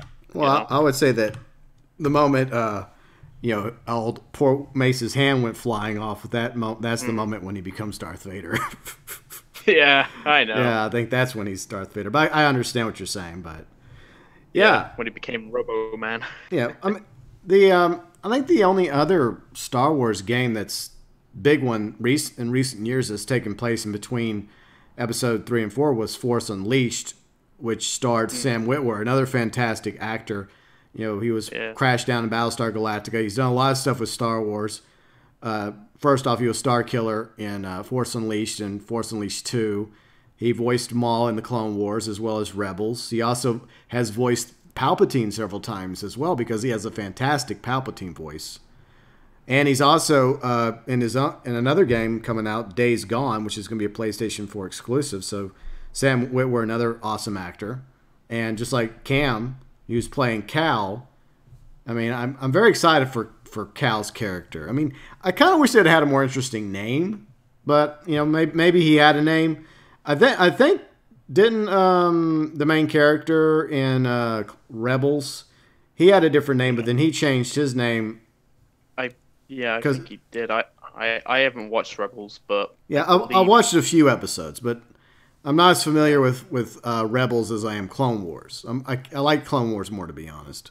I like some of the things that are introduced in Rebels, but overall, I felt like Rebels obviously was angling more towards a younger demographic, whereas Clone Wars worked for more people, in a wider age bracket. El Davo, what's up, El Davo? Okay, so let's backtrack real quick. So there's actually going to be a protagonist. It's a story-driven game, Jedi Fallen Order. It's developed by Respawn. As far as we know, they said it. There's going to be no microtransactions. There's going to be no multiplayer, no online. It is strictly 100% an online game. Now, I mean, a single-player game. It's a single-player game, no microtransactions. It doesn't mean there won't be pre-order bonuses or ultimate editions or collector's editions. There'll probably be those things. There could very well be some DLC action. So I'm sure they're going to have other ways of trying to get the monies out of us. But there won't be any microtransactions, and it won't be an online game. It's strictly story mode, which is something a lot of us a lot of us Star Wars fans have been craving, is an actual bona fide story game. And I don't really count the story in Battlefront 2, even though it does count, and it is canon. But, by the way, this is canon now. Because everything that's made now in the Star Wars universe is canon. So Cal is canon. Cal actually is a survivor of the Purge, of Order 66. So you're going to probably see some more stories about him in comics and novels and anything else. So, Cal, C-A-L, Cal, is canon. Is actually a Padawan Jedi that survived. And I like the idea. He's gone into hiding. He's had to accept that the Jedi are gone, that the Empire has taken over. And, he's now working on this scrap. What was it called? Varaka or something? The planet, I think? I think it was called Baraka. I think that's what they not to be confused with Baraka, the character from Mortal Kombat. But, okay, so he's a scrapper. He's working as a scrapper on this planet Varaka. And it's actually pretty cool. I like this shows me that they're putting a lot of effort and thought into this game, into the story itself. Because for the longest time, I've wondered what happened to the Venator Star Destroyers or Star Cruisers, which were the Star Cruisers that the Republic used in the Clone Wars. And they go from using the Venators to the Victory class to the ISD-1s and later ISD-2s during the Galactic Empire. And a lot of people have speculated, well, they still used them, but eventually they decommissioned them, or they were bought by pirates or crime syndicates like the Hutts or the Pikes. But I think the majority of the Venators probably end up at Varaka. They end up being scrapped. Ripped apart, recycled to build Imperial-class Star Destroyers and TIE Fighters and Imperial Walkers and other things to the Empire. So I like that aspect, that they're showing exactly what the fate of the Venator, starship is. I don't think it was actually called a Star Destroyer. I think it was just called a Star Cruiser, the Venator Star Cruiser. So it was a beautiful ship, obviously a precursor to the Imperial Star Destroyer that the Galactic Empire used. So, like, that's one of the things you see, Venator being scrapped, being, cut apart. And I guess one of his fellow workers allegedly falls to his death, and he has a moment where Cal could save him by using the Force, but then there's an Imperial probe droid nearby, and I'm guessing Cal decides not to. Or then again, maybe he does, because in the next scene, you see Cal being pursued by one of the Inquisitors. And yeah, the Inquisitors, which were introduced in the comics and in Star Wars Rebels, a.k.a. the Inquisitorius, are going to be a thing in Jedi Fallen Order. And they're actually introducing... Well, I think they already introduced her character, Second Sister, one of the Inquisitors.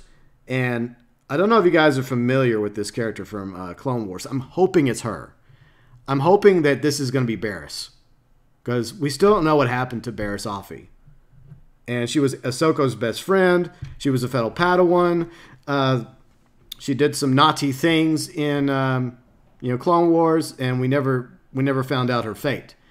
I'm hoping that she ended up turning to the dark side, and she ends up becoming an Inquisitor. That's what I want to see. I want to see the reveal by the end of Jedi Fallen Order of Second Sister being Barriss. If that happens, I'm going to be so freaking excited, because I've wondered what happened to Barriss. And Dave Filoni always said that there was a story, that she still had there's still something to Barriss. Like, her story's not over yet. But then again, that was shortly after Disney acquired Star Wars, and at the time, Clone Wars was on Cartoon Network, and it so was on Cartoon. And so for a time, Clone Wars got ripperonied, and the lost episodes ended up on Netflix, and now we have a new season of Clone Wars coming to Disney Plus, their streaming service, which I'm excited about. And once all the episodes are out, I'll probably get the free membership so I can binge watch it. That's my plan. So, Kane, any other things you'd like to chime in about before I continue? Well, I mean, I guess, like, one thing I also would like to say is that scene, like, halfway through the trailer where, Cal finds, like, a little, holographic thing, and then it shows Palpatine, doing the message of execute Order 66. Yeah. I kind of like that. Yeah. Obviously, it was off a dead clone trooper or clone commando. So I'm guessing that maybe the Jedi that they happen to be under their, that Jedi may have survived, and maybe it's the what's her name that they mentioned. I forgot what her character's name was, but we see her in the trailer. Like, she's with Cal in a few scenes, being pursued by Second Sister, and she becomes kind of like a new mentor for Cal. So I think she kind of rescues him off of Varaka. Yeah. While Second Sister's pursuing Cal. But maybe she's the one that survived that clone trooper that Cal comes across on that other planet. It looked kind of like Dagobah. So you have Varaka, that's one of the planets. You have this swampy planet, which could or could not be Dagobah. Probably not Dagobah. Then again, it could be. And then there's another planet that looks similar to Korriban or Moraban or whatever they call it, the Sith homeworld. So is it possible that for some reason Cal and what was it, BD-1? Yeah, BD-1's the droid, right? Yeah, I think that's his name. Yeah. So it's possible that for some rhyme or reason, Cal and BD-1 end up on Korriban. But in Clone Wars, they call it Moraban. But later on, I read an interview where actually both names are canon. It's just that in ancient times, Moraban was called Korriban because that's what it's called in the Knights of the Old Republic games, as well as the Old Republic MMO. But in Clone Wars, it's known as Moraban. So Korriban equals Moraban. It's the same thing. So I get the feeling it might be Korriban or Moraban. So that was one of the planets. But it's going to be an interesting journey. I hope it's a long game. I hope it's at least, what would you say, maybe 15, 20 hours? You think that would probably be good? Or I hope it's as long as, something like Red Dead Redemption 2 or Last of Us. I don't think it's going to be that long. I really don't think it's going to be that long. But I think a 20-hour game would be nice. Like I think that'd be a good But I think it's going to be long. I think it's going to be obviously longer than the story campaign in Battlefront 2, hopefully, because that wasn't very long. Didn't they say it's going to be like story driven? It's it's very story driven. So yeah, would we be able to have like like the butterfly effect, where we get to choose our path and all that, or is it just going to be? I feel like I don't know. That's a good question because, like I said, like if that in fact is Korriban, I like to call it Korriban. I know it's called Morriban. I'm going to call it Korriban. Where the Sith homeworld. I mean, is it possible that maybe Cal has this moment where he could turn to the dark side of the Force? I don't know. Yeah. I mean, it's possible there may be some sort of like well, I mean, even in like Knights of the Old Republic and Knights of the Old Republic 2, and even to some degree the game I just played recently, Jedi Knight Jedi Academy by Raven, there was a little bit of that where you could choose to be light side or dark side. And it is possible that maybe there'll be some of that, or maybe it's just strictly story. I don't know. I feel like there's going to be some. I think there'll be some choices you can make as Cal, but then there's going to be like the overall narrative. I don't think that's going to change. What do you think?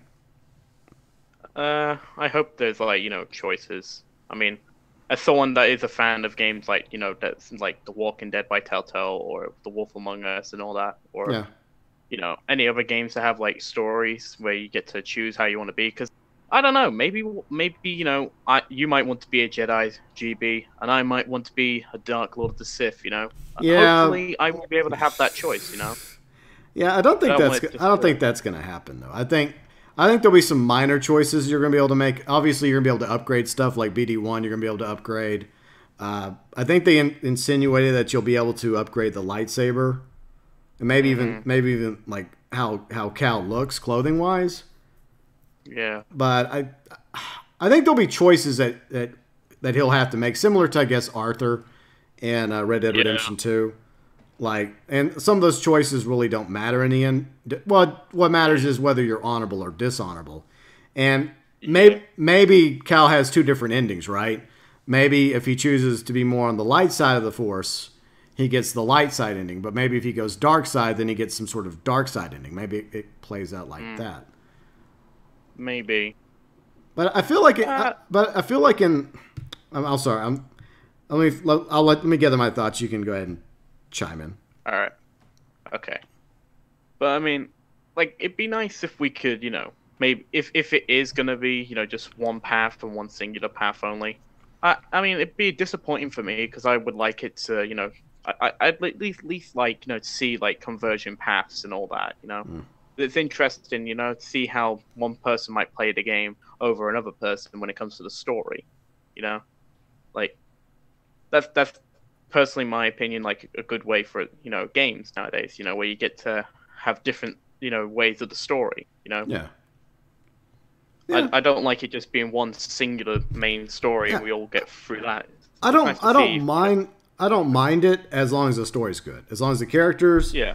I feel like Respawn's put a lot of care and attention and love, along with Lucasfilm and Disney, regarding the story and the characters, making it fit in the Star Wars universe. And I feel like as long as I already like Cal because I think the actor they've casted as Cal is brilliant.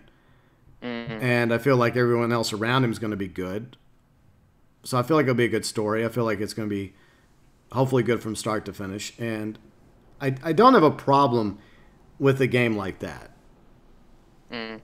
But at the same time, it would be cool if they had a little bit of options, just some. Even if they're minor options that in the end don't really matter, they're just different things you can choose to do. Maybe you have the choice in the scene where the dude's falling, and you actually have that option, right? Like save him or don't save him. But either way, it doesn't matter. Like, you save him, and maybe by saving him, he ends up becoming part of your crew. But if you don't save him, they still suspect that you might be a Jedi, and they still may come after you anyways. Because a lot of times in video games, choices we make aren't really choices. They're kind of like the illusion of choice, and things still happen no matter what we do or don't do. So, or maybe like we were talking about a moment ago, maybe that is like a light side, dark side choice. And maybe there'll be a few of those, similar to KOTOR, where you had light side, dark side choices, and they arc whether or not you ended up on the light side or on the dark side in the end of the game. So yeah, I mean, I'm very excited about this game. Jedi Fallen Order coming November 15th.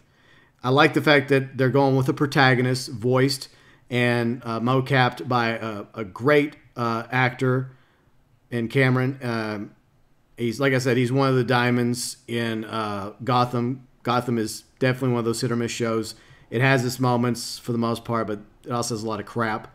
And most of the time, I would say anytime that Cameron's had a scene throughout the seasons of Gotham, been good. Real good. So he's a great actor, a very up-and-coming actor. And I hope to see more of him in the future. And I'm very excited about him being the protagonist. I like the fact that they've actually written out a character, fleshed him out. And because at first I thought it was going to be like generic, kind of like with Jaden Core in Jedi Academy, which I streamed a few weeks ago. I thought it was going to be like that, where it would be male or female, and you would be able to pick the species. I'm glad that they've decided to like just like plant their flag, right? And say, nope, this is the character, this is who you're playing as. I like that. Because I think some of the best games are like that. Like, for example, like Rockstar games with like Arthur Morgan or John Marston or several protagonists from Grand Theft Autos or Jimmy from Bully. You know, and other games too have great protagonists as well. But I think that this is going to be a good game. Final thoughts, Kane? My final thoughts would be I'm excited for it coming out in November 15th, a day before my birthday. Oi, oi. Early birthday present for you. I know. It does seem very interesting, and I've always wanted to, see what the life of a Jedi would be like, post Order 66. It's a really interesting concept, and I think a lot of people will be interested in the game. I mean, it has a very, so far it has a likable, actor playing the main character. So hopefully, Cameron knocks it out the park when he performs as Cal in Jedi Fallen Order. Yeah, it was so funny because like there were moments in the first time viewing the trailer when I the voice sounded familiar to me, and then the face looked familiar, and I'm like, that's and like it just hit me like before the end of the trailer, like that has to be Cameron from Gotham. And then Brian thought the same thing in chat. I'm like, hell yeah, like fist bump. You and me, Brian, we were right for once. I'm not always right, but sometimes I'm like, yes, I was so excited when I saw him on the stage because, like I said, one of the shining stars of Gotham. There's a few on the show, but a lot of times the writing hit or miss. But anyways, enough about Gotham. Kane, it was fun chatting with you today. And if you guys get a chance, be sure and check out Kane's channel. You got anything going on over on your channel this weekend or next week? I don't really know what I'm going to plan on doing at the moment. I have been thinking about maybe doing like an LP on the Sonic Mania. That's something I've been interested in. Some Sonic But action. I don't know. I feel like at the moment we're just in the waiting period, Yeah, it's a pretty nice much. period, I guess. And you'll be joining me tomorrow, New Austin, PS4? Yes, in New Austin All for the right. finale of GB's 5 States streams. That's right. The 5 States miniseries will be wrapping up tomorrow. 1 p.m. Central Sunday, 7 p.m. UK. Going to New Austin. Do some hunting, fishing, daily challenges, other shenanigans. Kane will be there. Maybe some of the others over on the PS4. So we'll be getting our horses geared up and ready for tomorrow's final installment. Well, maybe it's the final installment of my Reddit Online 5 States miniseries. After that, I'll have to figure out something else to do going forward. Because, like I said, it's a miniseries. There's only 5 states. I don't feel like, doing a rinse and repeat. So, but I've enjoyed the miniseries so far. But you can check that out tomorrow, 1 p.m. Central, 7 p.m. UK. Hopefully the weather will be fine. I mean, it's been bad today, but not as bad as they were speculating. So I'm glad that the power didn't get knocked out. I'm glad that there was no hail or tornadoes. Not yet, anyways. and hopefully, like I said, hopefully both Kane and myself and the rest of you will be around. Not only for Star Wars Rise of the Skywalker, or The Rise of Skywalker in December, Episode 9, the final installment of the Star Wars saga. That's in December. Hopefully it'll be good. I think it'll be better than Last Jedi. And, of course, a month before... It better be. It better be. I agree. And before that, Star Wars Jedi Fallen Order, developed by Respawn, coming November 15th, 2019. All right, Kane, I will see you tomorrow, hopefully. All right. See you in a bit, GB. Thanks for having me on. Later. Bye-bye. Okay, so I think that's pretty much for today. We'll go back to chat real quick.